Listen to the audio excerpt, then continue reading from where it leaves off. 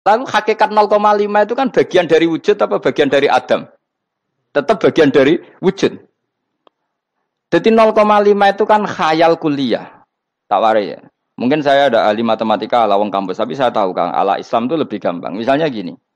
Sesuatu itu kadang kamu putuskan itu satuannya satu. Tentu ketika separuh kamu katakan baru separuh.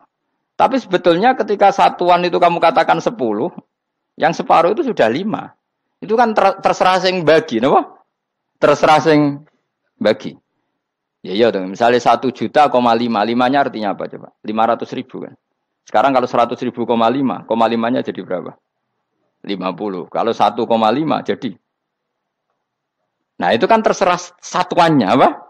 Tapi tetap dari 0,5 itu tetap menunjuk sesuatu yang wujud. Yaitu 5-nya sebetulnya apa? 5 yang separuh tadi.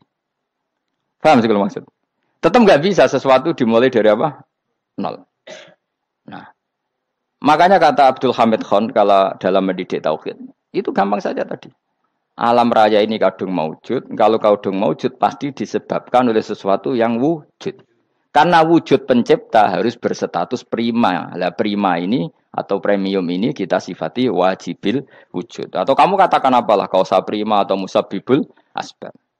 Nah kelirunya kita dalam berislam itu, kritiknya para ulama, kita ini nyebut Allah dulu baru menceritakan status Allah. Kalau zaman Nabi itu dibalik. Status wajibil wujud itu kita terangkan dulu, baru yang oleh Islam itu namanya Allah. Paham ya? Kan beda, misalnya gini logikanya gini, kamu ketemu orang ateis, saya ulang lagi, kamu ketemu orang ateis, terus kamu ditanya, lalu alam ini yang menciptakan siapa? Allah Jalla Jalaluh. Mesti kan tanya, man huwa Allah itu siapa? Kalau dulu Islam mengajarkan enggak gitu. Surat pertama turun apa coba? Iqra. Iqra itu enggak nyebut kata Allah. Iqra bismi rabbika. Rabbika itu siapa? Alladzi khalaq. Sebutlah nama Tuhan. Yang berhak menyandang Tuhan adalah zat yang pencipta. Itu tidak ada kata Allah.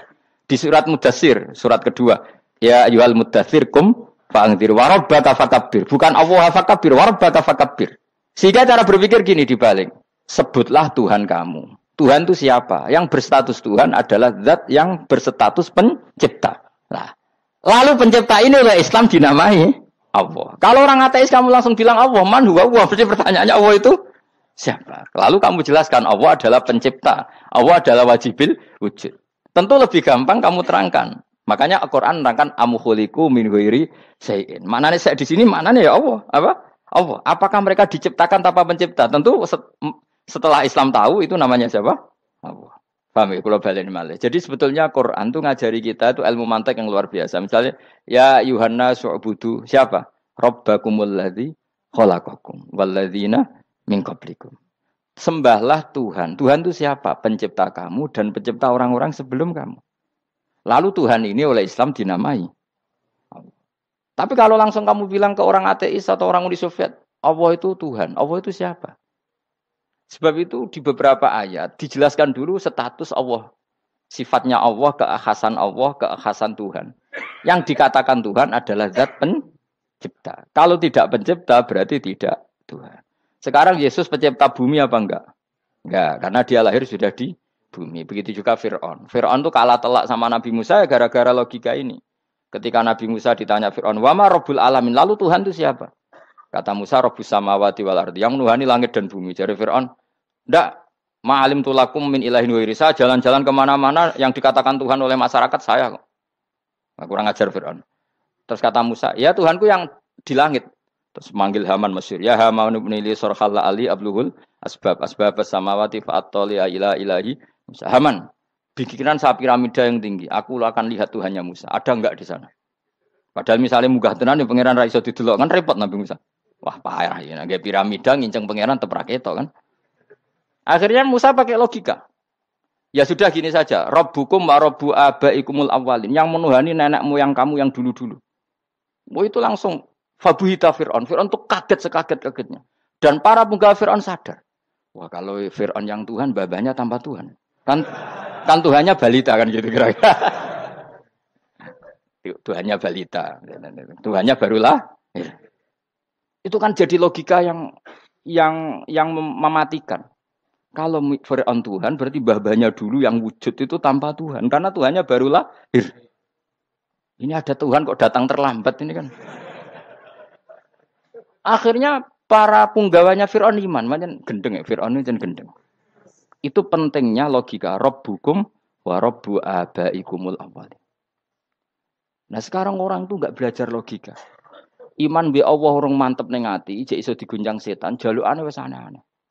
Jaluk swarga, jaluk gak mutu cara ngono. Gak mutu.